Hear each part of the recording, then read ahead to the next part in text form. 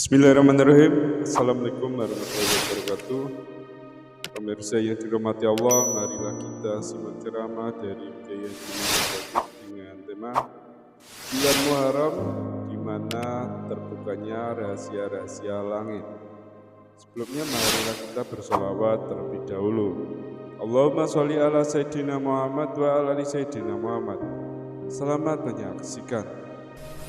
Di dalam istilah tasawuf itu ada dikenal ilmu mukasyafah, ada pula disebut ilmu muamalah.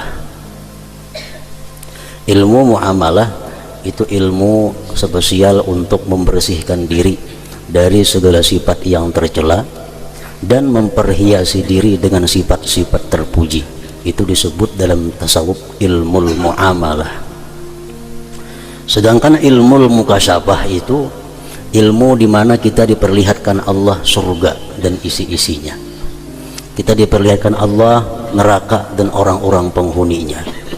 Kita diperlihatkan Allah arsy Allah. Nah, itu disebut ngarannya ilmu mukasyafah. Ilmu mukasyafah itu biasanya kada bisa diperoleh kalau kita belum mengamalkan ilmu muamalah tadi. Ilmu di mana kita membersihkan diri dari sifat yang tercela dan menghiasinya dengan sifat yang terpuji.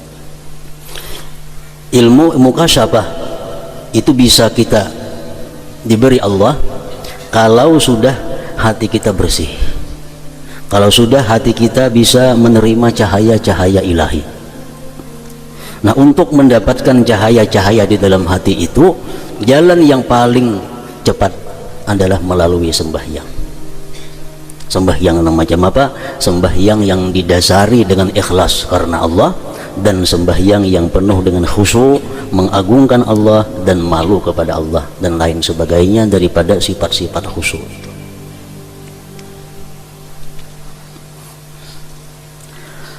Para wali Allah yang dikasyafkan, dibukakan dengan kerajaan langit dan bumi dan rahasia-rahasia ketuhanan itu, mereka hanyalah dikasyafkan, dibukakan di dalam salat.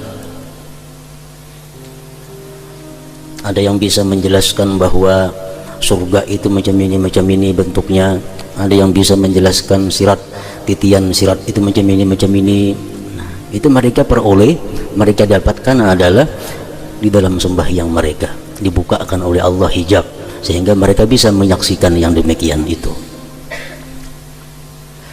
Lebih-lebih di dalam sujud, karena hamba itu dekat dengan Tuhannya Azza wa Jal dengan sujud. Ada sebagian di antara para aulia Allah, mereka itu sembahyang diperlihatkan Allah arsy Allah. Nah, jadi mereka sembahyang bukan lagi menghadap sesuatu, bukan lagi menghadap dinding, tapi yang mereka hadap adalah arsy-Nya Allah. Nah, dalam sembahyang diperlihatkan arsy-Nya Allah. Ada yang dalam sembahyang diperlihatkan Allah surga dan nerakanya. Nah, itu ngarannya adalah mereka dapat ilmu mukasyafah tadi dengan melalui sembahyang. Oleh karena itu Allah Ta'ala berfirman, wasjud waqtarib, surat Al-Alaq 19. Artinya sujudlah dan mendekatkan dirilah. Waktu sujud itu waktu yang paling dekat kita dengan Allah Subhanahu wa Ta'ala. Jadi apabila ada istilah dekat dengan Allah bukan diartikan dekat makani, dekat tempat, bukan itu maksudnya. Allah Maha Suci daripada bertempat. Yang dimaksud dengan kita dekat dengan Allah artinya dekat dengan rahmat yang khusus dari Allah, dekat dengan petunjuk yang khusus dari Allah, dekat dengan anugerah Allah. Itu artinya dekat, bukan dekat lawan nang bertempat macam ini betata yang memangnya kada macam itu.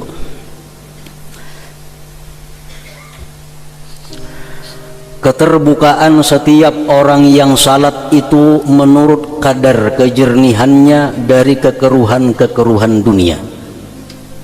Hal itu berbeda-beda dengan kuat dan lemah, sedikit dan banyak, terang dan tersembunyi. Sehingga bagi sebagian mereka terbuka sesuatu dengan ainnya, bendanya. Bagi sebagian lagi terbuka sesuatu dengan perumpamaannya. sebagaimana terbuka bagi sebagian mereka akan dunia dalam bentuk bangkai, dan syaitan dalam bentuk anjing yang mendekam dan memanggil-manggil kepadanya. Mereka dikasapkan, dibukakan oleh Allah hijab.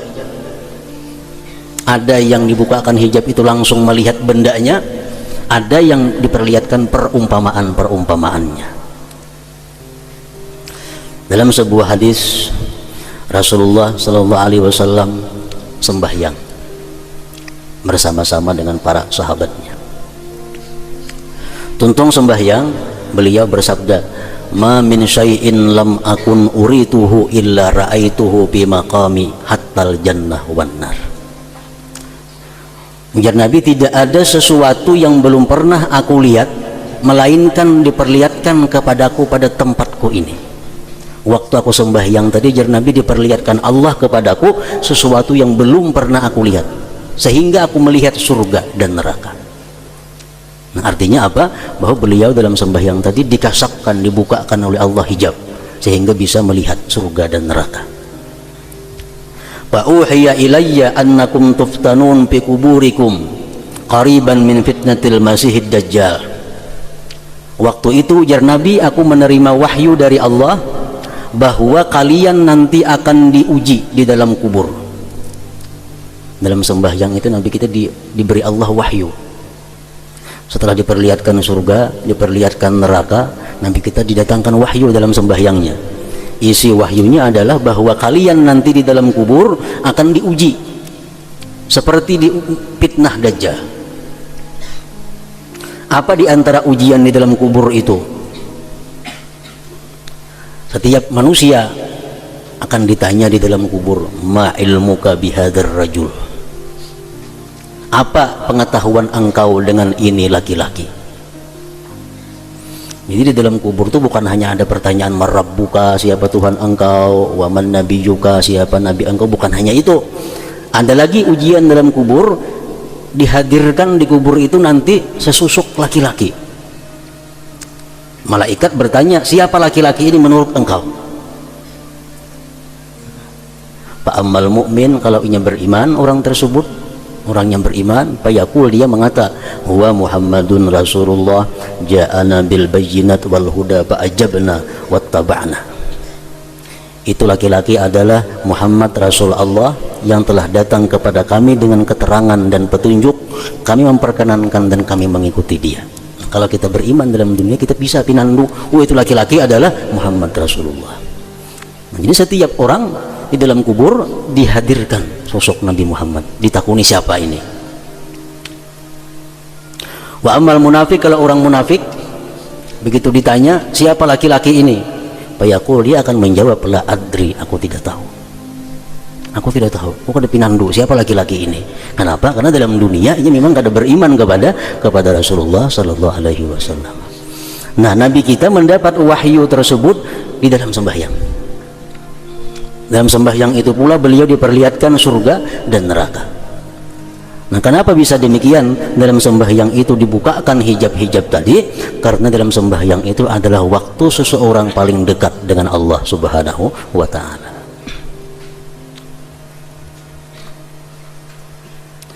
Berbeda juga mengenai sesuatu yang padanya terdapat mukasyafah. Macam-macam orang dibukakan Allah dalam sembahyang itu. Sebagian dari mereka terbuka baginya sebagian sifat-sifat Allah Ta'ala dan kebesarannya. Bagi sebagian mereka sebagian perbuatan-perbuatannya Allah. Dan bagi sebagian mereka terbuka sebagian dari halus-halus ilmu-ilmu muamalah. Mereka dapat ilmu-ilmu muamalah, ilmu-ilmu cara pembersihan diri. Mereka dapatkan yang halus-halusnya di dalam sembahyang. Itu berkat sembahyangnya yang ikhlas dan sembahyangnya yang khusyuk tadi. Dalam satu kali sembahyang Rasulullah SAW pernah terjadi, sahabat melihat Nabi kita, parahatan sembahyang itu sidin ada menjangkau sesuatu. Parahatan sembahyang Nabi kita ada menjangkau. Mbah itu mundur, Nabi kita mundur dari tempat berdiri sidin. Ini parahatan sembahyang. Sahabat berkata, qad ra'ainaka tanawata syai'an fi maqamik summa ra'ainaka ka'aka'ta. Wahai Rasulullah, kami tadi lihat pian ada menjangkau sesuatu, kemudian pian mundur. Qala, berkata Nabi, inni ra'aitul jannah. Pertama tadi aku melihat surga. Di dalam sembahyang tadi aku melihat surga. Panawaltu unquda, aku menjangkau setundun buah. Setundun buah ada, aku ambil aja Nabi kita. Walau asabtuhu lakum la akalatu minhu ma baqiyatid dunya. Andai kata aku dapat mengambil buah tadi aja Nabi, aku unjuk lawan ikam makan, rasanya kada habis sampai habis ini umur dunia. Ya, sahabat tadi melihat ada Nabi kita ada menjangkau sesuatu. Wa uritun nar, dan yang kedua ya Nabi, aku mundur, aku melihat neraka. Aku melihat neraka. Falam ara manzaran kal yaumi kattu abza, tidak pernah aku lihat pemandangan yang paling seram daripada itu. Melihat neraka Nabi kita. Wa raaitu aksara ahliha, dan aku lihat umumnya penghuni neraka itu an-nisa, perempuan. Diperlihatkan Nabi kita oleh Allah Subhanahu wa ta'ala dalam sembahyang. Surga melihat, neraka melihat, bahkan Nabi kita melihat penghuni neraka. Ternyata kata Rasulullah, penghuni neraka itu terbanyak diisi oleh kaum perempuan, kaum bini-bini. Qalu ya Rasulullah, mereka berkata, bima ya Rasulullah, menjadi sahabat, wahai Rasul, kenapa sebabnya perempuan-perempuan itu terbanyak isi neraka? Kenapa perempuan itu mayoritas penduduk neraka? Kalau berkata Nabi, bikufrihinna, karena mereka kafir, karena mereka kufur. Sahabat bertanya lagi kepada Rasulullah, ayakfurna billah, adakah mereka itu kafir dengan Allah? Kalau Nabi kita menjawab, yakfurnal ashir, mereka kufur kepada suaminya. Mereka kufur kepada suaminya. Artinya karena mengakui bahwa suami ini adalah nikmat yang diberikan Allah kepadanya. Mereka kadang merasa berterima kasih, kadang merasa menghargai, perlu menghargai kepada suaminya. Yakfurnal ashir wa yakfurnal ihsan, dan mereka kata Rasulullah kufur dengan ihsan, dengan perbuatan baik lagi. Maksudnya apa itu ya sahabat? Nanti kita menjelaskan lagi. Walaupun ujar Nabi, laki-laki itu berbuat sepanjang masa berbuat baik kepada istrinya, satu saat nang laki itu berbuat salah, si bini-bininya berkata, engkau kada baik selawasan. Yakfurnal ashir wa yakfurnal ihsan. Misalnya 10 tahun berkeluarga, 9 tahun laki ini baik, laki ini bagus, ada sehari yang kada bagus, hilang 9 tahun itu. Itu karena yakfurnal ihsan. Nah, jadi jar Nabi, itulah dua sebabnya yang aku lihat perempuan itu paling banyak menghuni api neraka. Nabi kita melihat itu, diperlihatkan oleh Allah sedemikian di dalam sembahyang sidin. Nah, itu artinya terbuka ilmu mukasyafah. Ilmu mukasyafah.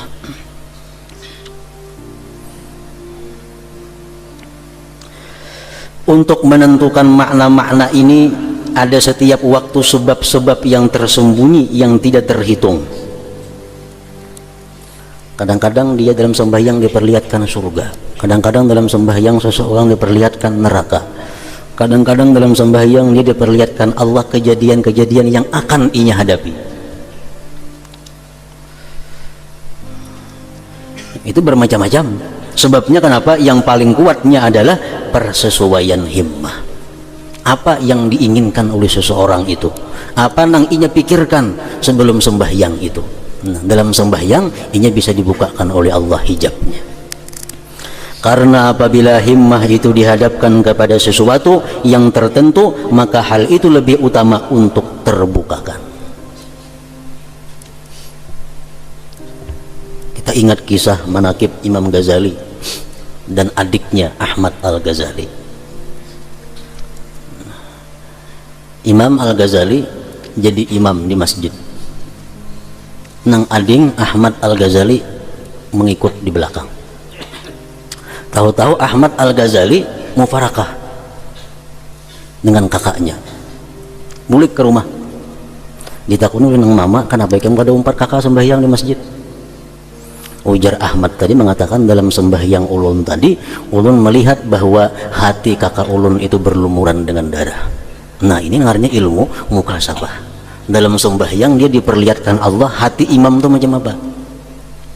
Ini ilmu mukasabah. Karena sembahyangnya ikhlas, sembahyangnya khusyuk, sembahyangnya penuh ta'zim kepada Allah, diperlihatkan Allah ilmu mukasabah, melihat bahwa hati imam itu berlumur darah. Begitu Ghazali balik ke rumah, jar nang mama kenapa ikam nak macam itu, hati ikam berlumur darah jadi ikam. Jar Ghazali, benar. Ulun waktu sembahyang tadi ulun keingatan ulun mengarang tentang babul haid. Mengarang kitab tentang babul haid, kan haid membicarakan darah. Nah, sampai dalam sembahyang tak ingat karangan seorang dengan babul haid, berarti hati berlumuran dengan darah. Nah, makmum nang di belakang dibuka akan ilmu mukasabah, melihat dia hati imamnya. Manakala urusan-urusan ini tidak terlihat kecuali pada cermin yang jernih, perkara-perkara seperti surga, seperti neraka, atau bagian-bagian gaib lainnya, itu kada akan bisa terlihat kecuali pada cermin yang jernih, hati yang jernih maksudnya. Menceramin tuh kabur, siapa aja bahumbayang ngasih itu kada kelihatan. Ceramin kabur, walaupun nang bungas diceraminakan ya itu kada baik. Nang kada bungas sama, makinnya kada baik lagi. Kenapa? Cerminnya kabur. Artinya padahal waktu kita sembahyang itu Allah menebarkan berbagai macam ilmu mukasabah kepada kita. Cuma karena cermin kita ini kabur, kada kau menangkap. Cerminnya ada, cuma kabur.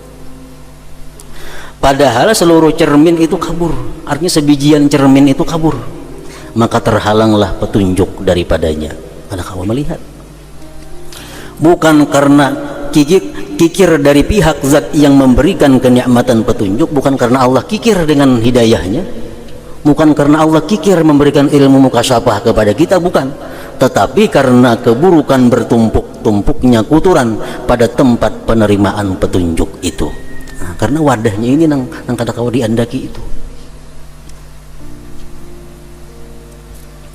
di mana lidah-lidah bersegera mengingkari hal yang seperti itu. Artinya banyak orang nang mengingkari seperti itu, bahwa dalam sembahyang itu akan dibukakan Tuhan kita ilmu mukasabah, dalam sembahyang kita akan bisa diperlihatkan Allah tentang alam barzakh, dalam sembahyang itu diperlihatkan macam-macam. Itu banyak orang nang mengingkari. Bisa lah macam itu, kayak apa terjadi macam itu? Nah, banyak nang mengingkari. Masa dalam sembahyang kita melihat surga lah, melihat neraka? Nah, kenapa sebabnya mengingkari itu? Karena tabiat itu ditabiatkan untuk mengingkari sesuatu yang tidak hadir. Karena orang ini kada bisa dapat macam itu, lalu ia mengingkari akan terjadinya seperti itu.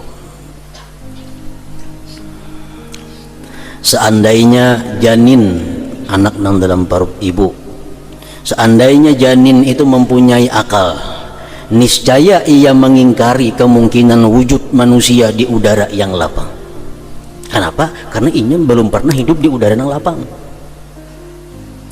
Dan seandainya anak kecil itu dapat membedakan apapun, barangkali ia akan mengingkari kerajaan langit dan bumi yang dikatakan oleh orang-orang yang berakal. Demikianlah manusia itu pada setiap tingkatan hampir mengingkari tingkatan sesudahnya. Tingkatan 3 kerap kali mengingkari apa-apa yang terjadi oleh orang yang berada di tingkatan 4. Orang yang mengingkari tingkatan kewalian, lazim baginya untuk mengingkari tingkatan kenabian. Dan Allah menciptakan makhluk dengan bertingkatan-tingkatan, maka tidak seyogianya setiap satu tingkatan mengingkari apa yang dibalik tingkatannya. Jangan langsung mengingkari, wah kada mungkin terjadi macam itu. Nah, kada mungkin ya menurut ukuran seorang, kada mungkin menurut akal seorang.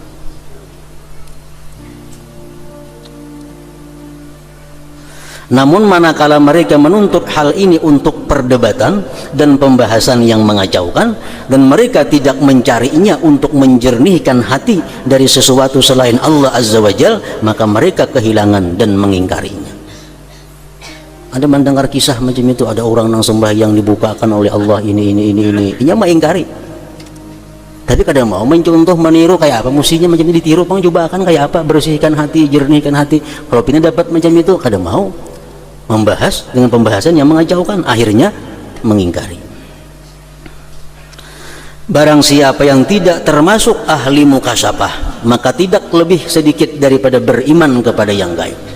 Nah, artinya kalau kita dalam sembahyang kita kada pernah diperlihatkan Allah macam itu, kita sembahyang kada pernah dapat ilmu-ilmu nang gaib, amun kita macam itu, barang kita percaya kepada mereka-mereka yang dapat yang gaib itu, minimal itu.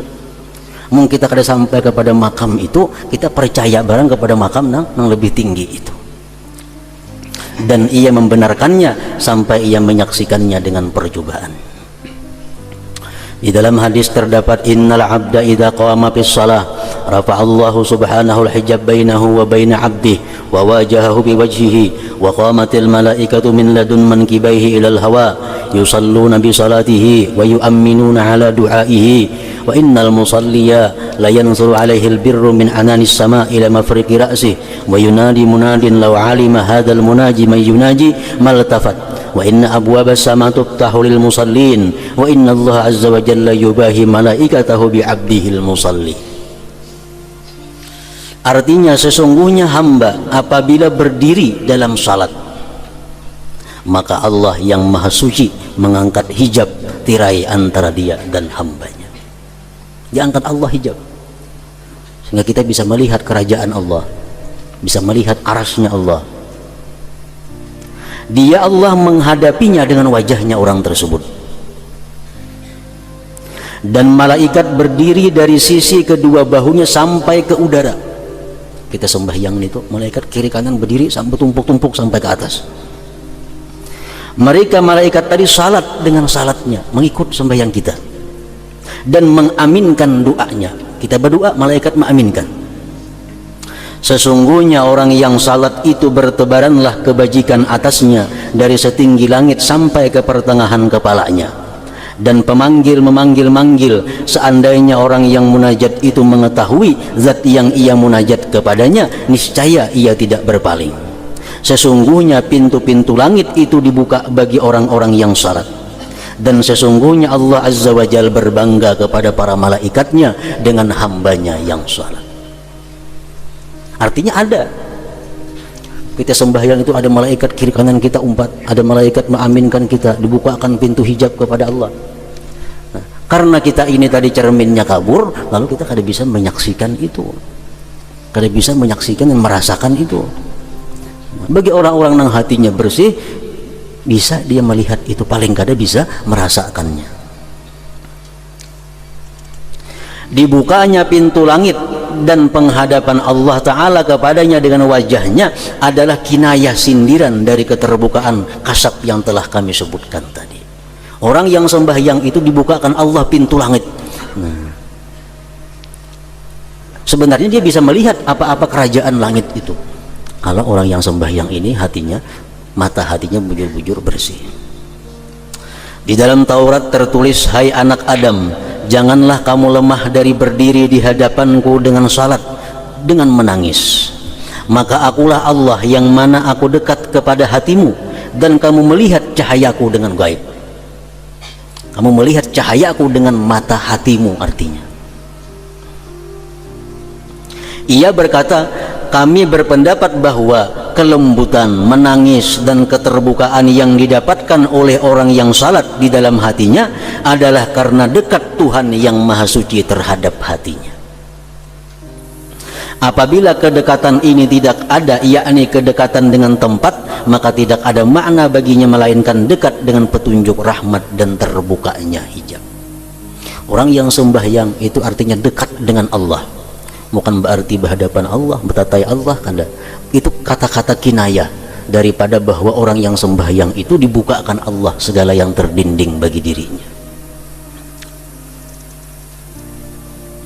Makanya dalam petunjuk agama kita, kalau kamu ada masalah yang kamu hadapi dan kamu tidak bisa memutuskan satu antara dua, bawalah sembahyang istikharah. Bawa sembahyang istikharah. Ini artinya apa? Dengan sembahyang itu kita akan dibukakan Allah hijab, sehingga kita bisa memilih mana yang terbaik di antara pilihan-pilihan yang kita bingung sebelumnya. Sembahyang istikharah itu akan bermanfaat kepada kita kalau hati kita bersih, hati kita jernih, sehingga dengan sembahyang itu kita dibukakan Allah dinding hijab, sehingga melihat mana yang bermanfaat diambil, mana yang kada. Kalau hati kita kotor, hati kita keruh, 10 rakaat sembahyang istikharah kada ada hasilnya apa-apa, makin tambah bingung. Nah, itu isyarat daripada agama bahwa orang yang sembahyang itu dibukakan Allah dinding hatinya. Dengan sembahyang itu dia akan bisa memutuskan perkara yang akan dia ambil selanjutnya.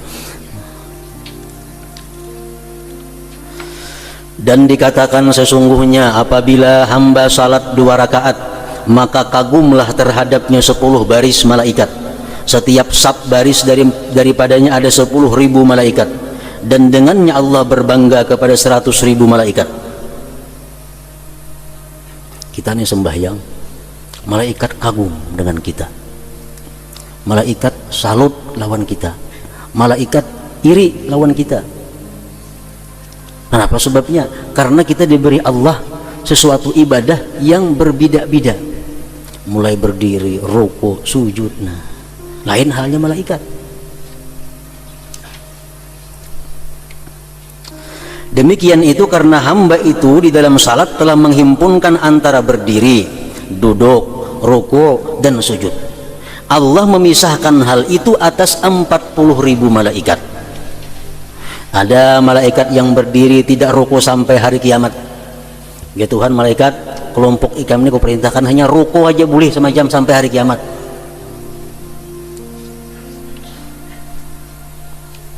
Malaikat yang sujud tidak boleh bangun sampai hari kiamat. Malaikat kelompok ini ikam kuperintahkan untuk sujud, kada boleh bangkit dari sujud sampai hari kiamat. Demikian juga malaikat yang rukuk dan duduk. Sesungguhnya apa yang diberikan Allah Ta'ala kepada malaikat dari kedekatan dan derajat itu lazim bagi mereka terus menerus dalam satu keadaan, tidak berlebih bertambah dan tidak berkurang. Malaikat itu kada kau lagi meninggikan derajatnya. Malaikat itu kada kau lagi meninggikan martabatnya di sisi Allah. Kenapa? Karena sudah dibatasi oleh Allah. Ikam hanya boleh rukuk sebuting sampai hari kiamat. Malaikat B ikam hanya boleh sujud sampai hari kiamat. Malaikat C ikam hanya boleh rukuk sampai hari kiamat. Nah, jadi mereka malaikat itu kayak apa aja hendaknya meninggikan derajatnya di sisi Allah, kada kau lagi. Ya situ bang sudah. Oleh karena itu Allah memberitakan tentang mereka bahwasanya mereka malaikat berkata, wa ma minna illa lahu maqamun ma'lum. Artinya tiada seorang pun dari kami malaikat melainkan mempunyai kedudukan yang tertentu. Nah, jadi makam malaikat itu kada bisa naik turun, ganah di situ. Manusia berbeda dengan malaikat. Nah, dalam peningkatan dari satu derajat ke derajat yang lain. Karena sesungguhnya manusia selalu mendekatkan diri kepada Allah Ta'ala, lalu ia mengambil faidah akan tambahnya dekat kepadanya. Ada malaikat yang diberi Allah tugas mengucap subhanallah wa bihamdih, itu lagi sebuting baca harus ikam sampai hari kiamat. Ada malaikat yang ditugas oleh Allah membaca la ilaha illallah sampai hari kiamat. Dia boleh beralih-alih amalan, tidak boleh. Nah, jadi malaikat itu kagum dengan manusia ini. Karena manusia bisukan bisa membaca salawat, kamarian bisa membaca Al-Quran, malam bisa membaca zikir, sembahyangnya ada ruku, ada sujud, macam-macam tingkah laku ibadah, sehingga derajat manusia selalu naik, selalu bertambah.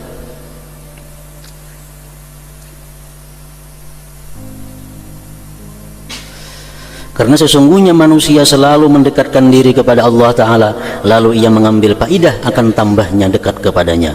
Sedangkan atas para malaikat alaihimussalam, pintu tambah dekat itu tertutup.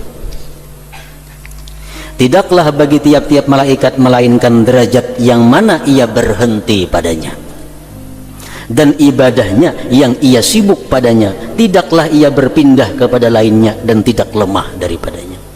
Jadi malaikat disuruh sujud sampai hari kiamat. Ini kada kau bertambah pada itu dan kada kau berkurang pada itu. La yastakbiruna an ibadatihi wa la yastahsirun yusabbihuna al-laila wan nahar la yafturun.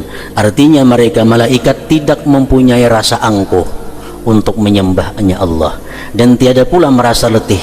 Mereka selalu bertasbih malam dan siang tiada henti-hentinya. Dan malaikat yang ditugasi Allah membaca subhanallah walhamdulillah wala ilaha illallah wallahu akbar sampai hari kiamat. Ada malaikat yang ditugasi Allah khusus untuk mendoakan fulan bin fulan sampai hari kiamat. Itu penggaweannya. Kunci tambahnya derajat adalah salat. Kunci bertambahnya tingkatan manusia di sisi Allah adalah salat. Allah Azza wa Jalla berfirman, qad aflahal mu'minun alladzina hum fi salatihim khashi'un. Artinya sungguh beruntung orang-orang yang beriman, yaitu orang-orang yang khusyuk dalam salatnya. Allah memuji mereka setelah iman dengan salat yang khusus, yaitu salat yang disertai dengan khusyuk. Kalau sembahyang itu kada khusyuk, Allah kada memuji. Bahkan Allah mengancam, wailun lil musallin, celaka bagi orang-orang yang sembahyang. Sembahyang nang kada karuban tadi. Nang dapat aflaha ini adalah alladzina hum bi salatihim khashi'un. Orang nang sembahyangnya khusyuk.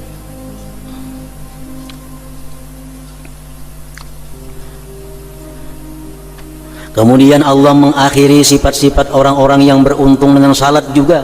Allah Ta'ala berfirman, walladzina hum ala salawatihim yuhafizun. Artinya, dan orang-orang yang memelihara sembahyangnya. Jadi sembahyang khusyuk itu dikatakan beruntung oleh Allah kalau dia bisa memelihara. Jangan sekali aja khusyuk, karena isuk ada khusyuk lagi, nah itu ada masuk.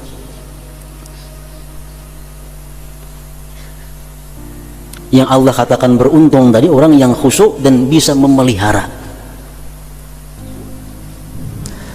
Kemudian Allah berfirman mengenai buah sifat-sifat itu, faulaika humul warisun alladzina yarisunal firdausa hum fiha khalidun. Artinya mereka itulah orang-orang yang akan mewarisi, yakni yang akan mewarisi surga Firdaus, mereka kekal di dalamnya. Dia mensifatkan mereka pertama-tama dengan keberuntungan, qad aflahal mu'minun alladzina hum fi salatihim khashi'un, dan akhirnya dengan pewarisan surga Firdaus. Menurut saya, ujar Imam Ghazali, bahwasanya banyak perkataan lidah dengan kelalaian hati tidaklah sampai ke batas ini. Kalau kita sembahyang hanya mulut nang bicara tapi hati lalai, ada akan sampai ke batas ini. Oleh karena itu Allah Azza wa Jalla berfirman mengenai kebalikan mereka, ma salakakum fi saqar qalu lam nakum minal musallin. Artinya Allah bertanya di akhirat kepada orang neraka, agar Tuhan, apakah yang memasukkan kalian ke dalam neraka Saqar? Mereka menjawab, kami dulu tidak termasuk orang-orang yang mengerjakan salat.